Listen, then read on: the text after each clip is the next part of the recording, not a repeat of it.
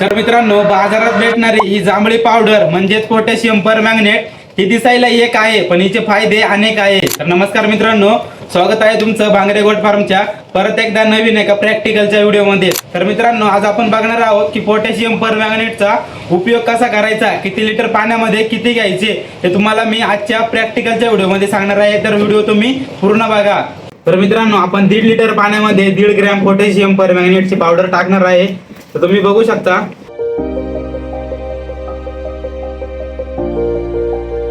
तर मित्रांनो, हे यूज कसा करायचं तुम्हाला मी सांगतो. काय करायचंय तुम्हाला, तर मित्रांनो बघू शकता, हे पोटॅशियम परमॅंगनेटचं पाणी आहे. तर तुम्हाला काय करायचंय, हा शेळीचा पाय घ्यायचा आहे, त्याच्यात बुडवायचा आहे. सर्व शेळीचे पाय अशा पद्धतीने तुम्ही बुडून घ्या. तुम्ही अशा पद्धतीने बुडून घेऊ शकता.